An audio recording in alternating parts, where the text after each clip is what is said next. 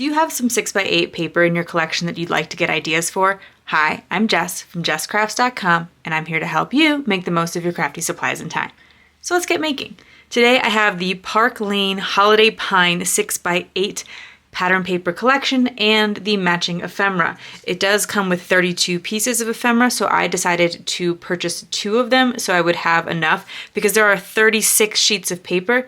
So I said, even if I only made 1 card with each sheet of paper, which would be very difficult, I would need more than the 32. And knowing that I typically make at least 2, I thought that, having double ephemera would mean that I would get to use the ephemera most often on my cards. Now, there are many other 6x8 paper pads out there. Park Lane has several. So JoAnn Fabrics and Crafts in the US sells the Park Lane line. You could pick a different one of their collections, or you could pick a 6x8 collection from scrapbook.com, or Simple Stories makes some really cute ones. I think American Crafts does them too. So there's a lot out there. I just want to share one that is more accessible to some of my American viewers in terms of not having to order online. So I'll just give you a quick flip through of the paper pad. We're not going to use the entire paper pad today. I know those videos are really fun, but again, if I make 2 cards with each sheet, that is 36 times 2, 72 cards. That's a lot. So not that I would never make all those cards with it, but just something to keep in mind. That's kind of what's deterring me from going all the way down that rabbit hole. Okay, so I picked out some 6x8 paper busting templates. These have I've created all of these myself. They are available for free at jesscrafts.com, but if you don't want to download them individually, you can get a pack of these. You can get 6x8 paper busting templates 1 through 20 for $9.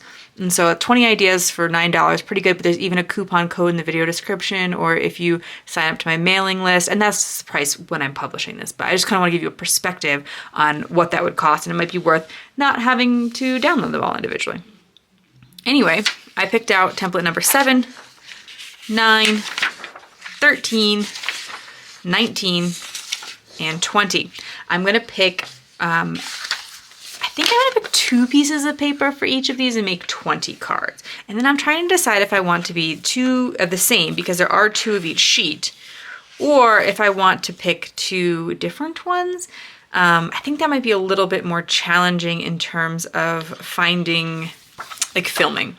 So maybe I'll pick 2 sheets of each. I like this because if I do cut it to 3 by 4 inches as described in the sketch, I think that I'll be able to use these trees on one of them. So 1, 2, 3 inches, with just a little bit extra. Now the other one I'd have to embellish, but that could be a nice way to use those trees. And I do notice that happens a couple of times in this paper pad where they have those trees in the corner. This one just looks really challenging, so I'm gonna skip it completely. It's not why I purchased the pad. I did buy this online, so I could not see every sheet before I bought it. I really do prefer to buy them in person. But I have found that my JoAnns are not getting them very quickly, or they're not getting very many, so they sell out fast, and it's really hard to get in person. It's disappointing to drive all the way to the store and not get one. So I definitely want to use the snowflake papers. I'm a sucker for a good snowflake paper, which, it's so simple, but, and then those are really easy to use in the back. I do have some templates and card sketches where a non-directional pattern paper, one without a clear top and bottom, would be helpful. You can do it where so on this one here, this side, the trees, they have a clear top and bottom. They're directional. The back side is not, it's just these snowflakes. And so those can be versatile because I can use some of them with the directionality and some without. I've already picked 4 papers. I might be getting ahead of myself. I should really be looking for my absolute favorites. Ooh, yeah, these snowflakes. They're shiny. So if I'm gonna do a snowflake paper, I'm definitely gonna do this one. And the black for Christmas is a little surprising, but I picked this one because it's actually just more of a winter. There's nothing super Christmassy about any, pine cones aren't inherently Christmas. I actually really am loving the black snowflakes, the black and white snowflake papers, or the black and white papers in general. I think they're just pretty unique. You usually see a lot of bright colors. So if you like vintage kind of look, this might be a good paper pad for you. More pretty snowflake paper. This one's nice because it's shiny again, but then this back looks challenging. And not terribly so, but it's directional. It has words on it, so it's kind of busy. I would definitely be more selective about what I do with that one. And, oh, green snowflakes, love those too. Nice high contrast. It's another instance where like that, there's that tree in the corner. But this one I think is longer than 4 inches. I'm gonna bring it to the bottom. Yeah, it's longer than 4 inches. So like I'd kind of have to have like a really long strip used. I have to pick a very specific sketch for that. All right, so maybe we just go with these ones. And then here's the dilemma. We have to pick a cardstock that hopefully will go with a lot of them. I'm tempted to pick black because there's black in the collection, and that's kind of rare, but it's super, super easy to match. These two papers would both work excellent with black, but then these 3 won't. So do I go to the craft, which is my other like really easy neutral go-to, but let me see the other side. So if I picked craft with these, they don't actually have any brown on the front. Well, I mean, this has brown, but like it's not a brown background. So if I'm gonna pick just one color of paper to use across all of them, it would definitely be craft, but I might be more flexible and do black with some of them. I haven't 100% decided yet, but then what I like to do, once I've picked out which paper I want, I'll pick a sketch that I think goes with it. So this one, I want those 3x4s for the tree there. So this will also prevent me from having to use a piece of ephemera because the trees will kind of act like a focal point for the card. And this one needs, one side can be directional, but not the other. So this might be a good time to use one of my directional pieces. I don't like that one. I think if I were to cut these strips from it, well, actually,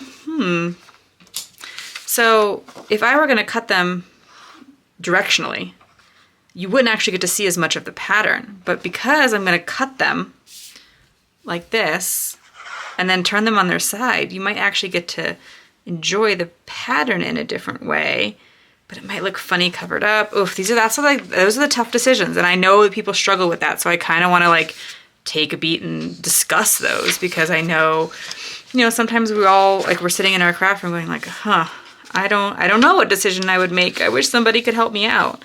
Okay, so this one here, oh, I think this could be good. So, well, no, it needs non-directional pattern paper. Oops, okay, moving on. This one I like for when you have a chunk of paper you really want to use because most of the background is covered by one sheet. So I should pick like one of my, oh, you know what? Let's do the snowflake paper if it works. And then this will be like arrows across. That'll be okay. Okay. Because I really like that shiny snowflake. We'll pair that up. I'll put that in an envelope. This one can be completely directional. And when I do cut the strips, they'll be nice and long. So I think I like that. And then I will make the sweater pattern, like the knit pattern, will be the stripes probably. And then the deer will be the little square. Okay, this one is like such simple sketch, which I really like because sometimes you just need to make a fast card and it lets you have a good chunk of both pieces. So like both the front and back side. It can work with directional pattern paper. So let's go with the green because it has a little bit of directionality on the back. And let's hope our last sketch and last paper go together. There's a moment of truth, right? This does work. Great. So I can use I think I'll probably use the shinies in the background and then the black for this larger piece. Okay. So my next consideration is I have all of this ephemera. Some of it is super simple to use because it already has some sayings on it. So like these Noels, they're Christmassy, which I kind of liked that this pattern paper didn't have anything super Christmassy. So that was nice. But then I have some of them, like this deer, who doesn't have to be Christmas and doesn't have a sentiment, and I could stamp a sentiment that will work. So I'll put, off to the side anything like this joy that already has something, and that'll be great and easy to use. But then I'm also going to go through and I'm going to collect. Here's 'Tis the Season, Happy Holidays. Just to give you an idea of what you would get in this pack if you were interested. Some of them are shiny. so they would not be easy to stamp on. So what I'm kind of trying to find is ones that are just like simple paper and have enough room to add a sentiment so that I can add my own sentiment. And remember, I have 2 packs, so I have 2 of each. I really thought there was going to be more than these few that would have a stampable area, but I still think it's worth it because then when I go to use these at the end, they're already going to be stamped and I'll have to like take out a stamp set. So I did pick Wordfetti, fa la la, again, no surprise there. I did look at Wordfetti December, but there are a couple other stamp sets I have that's small words like that. MFT makes a cute one too. But this one had, oh, I just found it, Peace on Earth. And I like that one because oh no, Let It Snow. Peace on Earth I think is great too, but I think Peace on Earth has a slightly more Christmas vibe to it, but Let It Snow is going to make great winter cards. And because I like to donate a lot of my cards, and if you're unfamiliar with me, if this is the first video you've seen, you can find a page on jesscrafts.com that shows you a bunch of like organizations to donate your cards to, because they're places that like, I haven't donated to all of them, but they're places that I've found over the years or people have suggested to me, and they accept handmade cards. So since I'm going to donate my cards, I'm going to want them to be useful to the organizations. Organizations get a lot of Christmas cards, and there's a small window to send those in, and even holiday cards in general. But I can send them these cards with very winter generic sayings, and they can send them, you know, all the way through February probably. And if you go to jesscrafts.com, there's also a place for jokes and sentiments to put inside your cards, so in addition to the places to donate.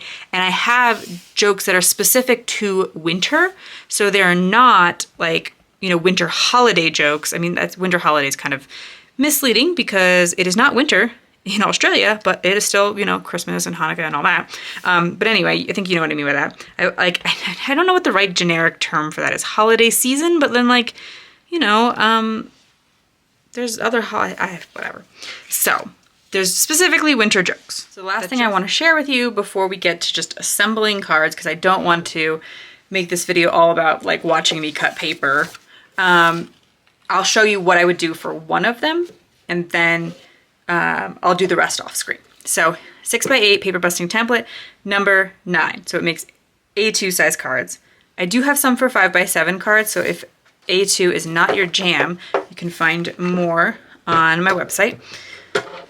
Then we're gonna cut it to, we're gonna start by cutting the branding strip off. And here's the moment of truth. If I cut the branding strip off, does it leave a little extra hole? It does not.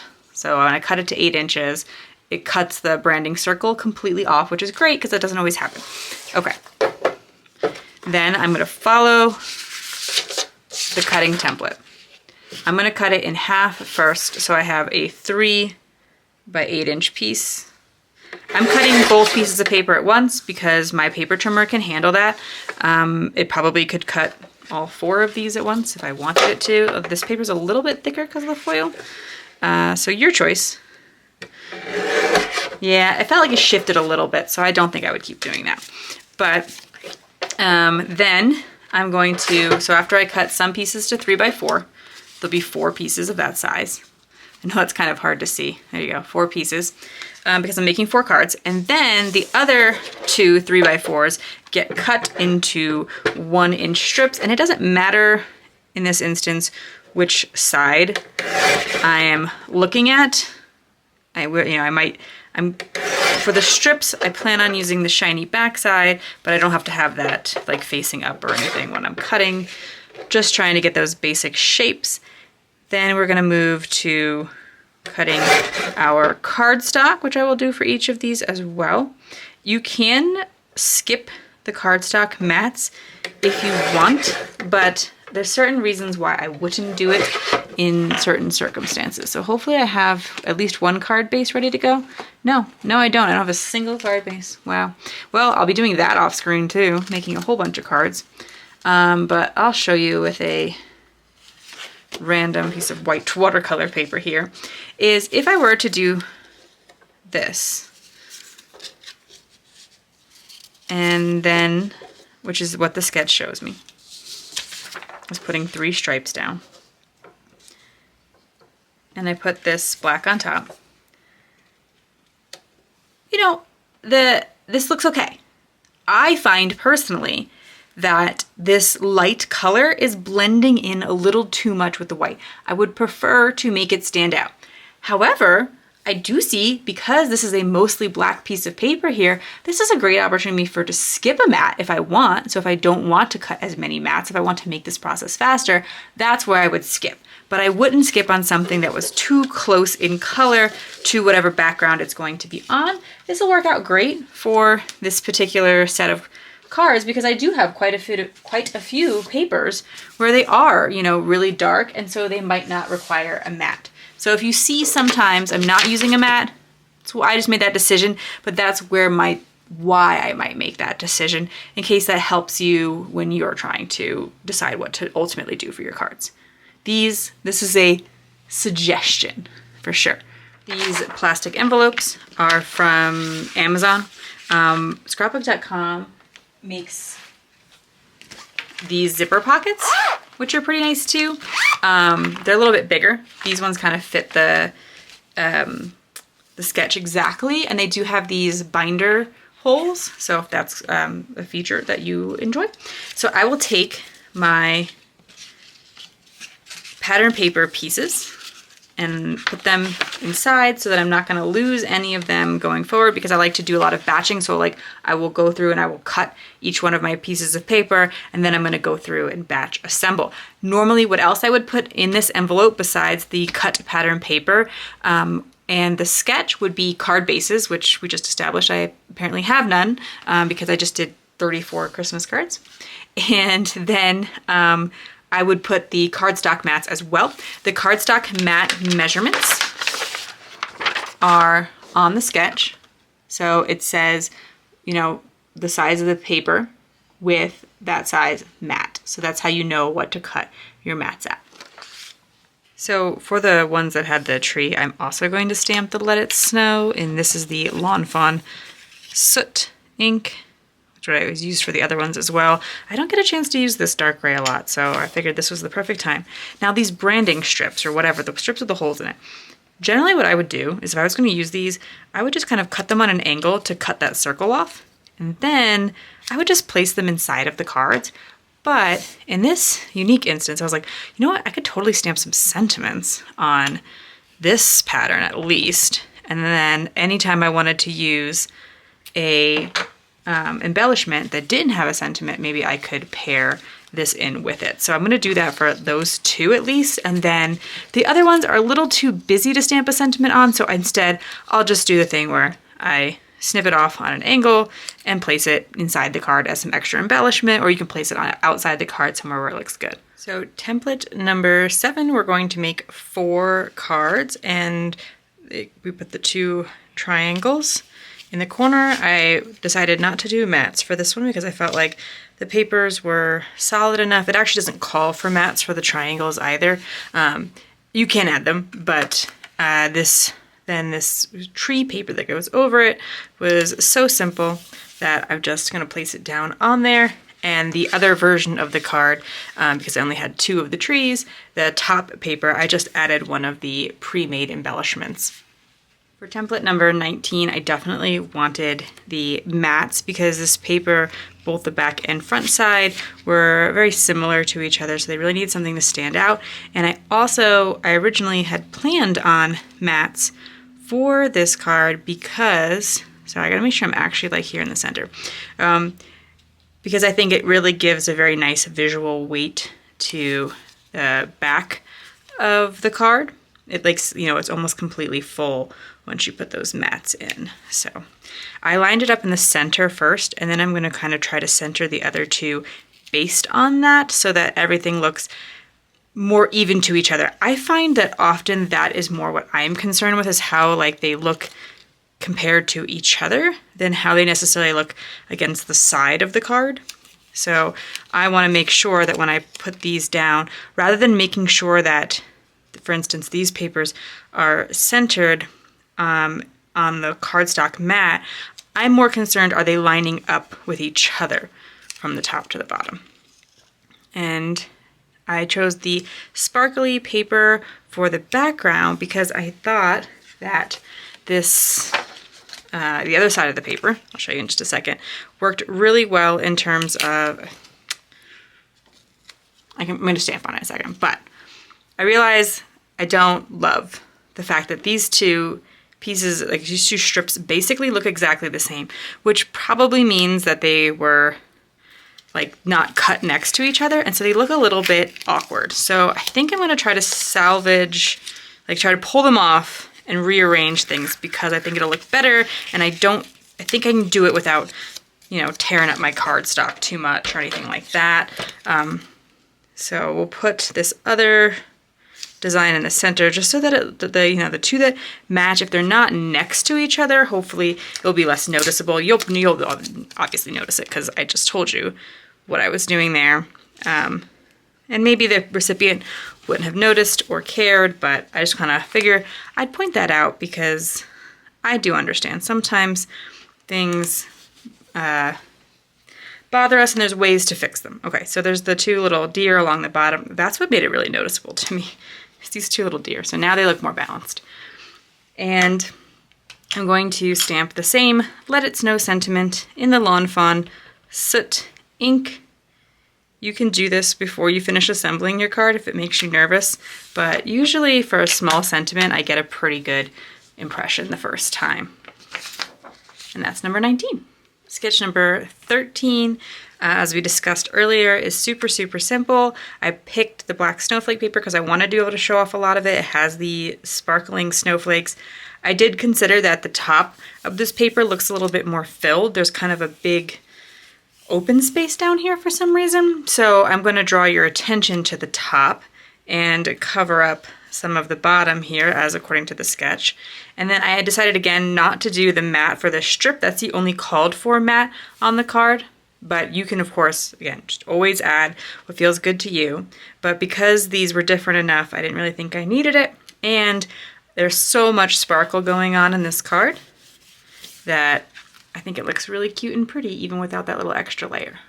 6x8 paper busting template number 20 is another excellent one for if you want a sort of optional mat situation because the pieces are large. They don't feel like they need a mat as much. So again, I skipped them, especially with these two papers that are contrasting enough, different enough. If I were going to do a single-sided look, I could just put a mat here on the square and skip still the mat on the larger one. And I think it's in partly because the card base itself is kind of acting like a mat for that larger piece.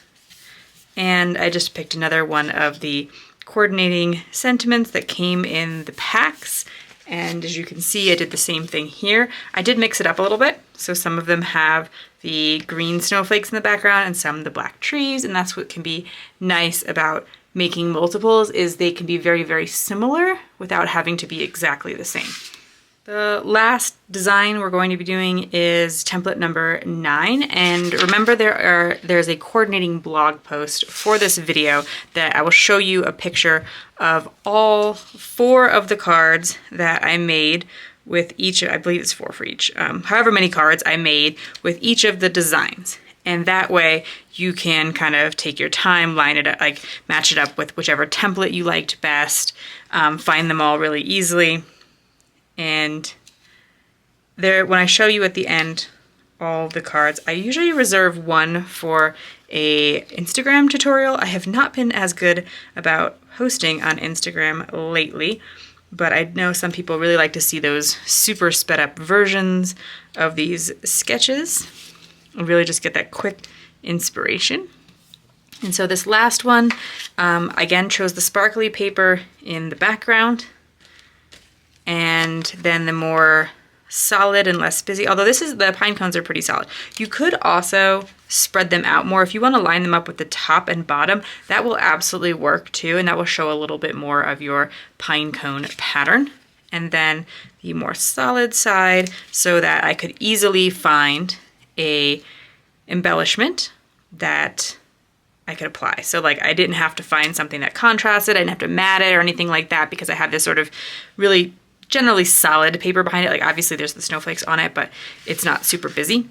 And then so I found this tree and I stamped it with soot, and then I found the other tree that already had the winter sentiment. I know winter is not quite a sentiment, but I think once you put it with something on the inside, it will be fine. So now I have 20 cards from the JoAnn's 6x8 Park Lane Holiday Pine collection, including the matching coordinating ephemera. Remember that there's the coordinating blog post where you can download all these templates individually. I shared 5 with you today, but there are 20 in all for 6x8 paper busting templates. If you'd rather just grab all of them at one time, just one download, it is available in the Etsy shop, and there's always a coupon code in the video description. If you found this video helpful, here's another video where you can find more ideas for enjoying your crafty time and supplies. Let me know you like this video with a share to your crafty community, subscribe and click the bell so you don't miss the next template or tutorial, and check the video description for product links. See you in the next video.